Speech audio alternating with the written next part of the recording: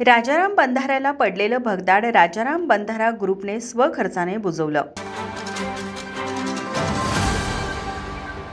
कोल्हापूर जिल्ह्याला लाभलेला ऐतिहासिक ठेवा म्हणजे कसबा बावडा येथील राजाराम बंधारा। या वर्षीच्या पुरामुळे राजाराम बंधाऱ्याच्या पश्चिम बाजूच्या कठड्याला एक भले मोठे भगदाड पडले होते। या बंधाऱ्यावर नेहमी पोहायला येणाऱ्या व राजाराम बंधाऱ्याची काळजी घेणाऱ्या राजाराम बंधारा ग्रुपच्या कार्यकर्त्यांनी राजाराम बंधाऱ्याला पडलेलं भगदाड स्वखर्चाने बुजवलं। प्रशासनाने नवीन पुलाचे काम लवकरात लवकर चालू करून पूल वाहतुकीस खुला करावा व बंधाऱ्यावर पडलेले खड्डे डांबरीकरण करून बुजवून घ्यावे अशी मागणी ही राजाराम बंधारा ग्रुपच्या कार्यकर्त्यांनी केली आहे। यावेळी हनुमंत सूर्यवंशी, किरण मोटे, भगवान चव्हाण, विजय रावण, जितू केंबळे, संजय चौगले, विनायक आळवेकर, शिवाजी ठाणेकर यांच्यासह आदी कार्यकर्ते उपस्थित होते। माझा महाराष्ट्र न्यूज, कोल्हापूर।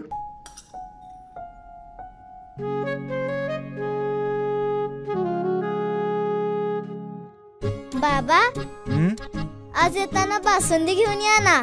अगं, कालच आपण आईचा वाढदिवस होता म्हणून आणली होती ना। ऐकलं, गोकुळची बासुंदी पुन्हा खावीशी वाटतेय। खरं सांगू, मलाही खावीशी वाटतेय। पुन्हा पुन्हा खावीशी वाटणारी गोकुळ बासुंदी।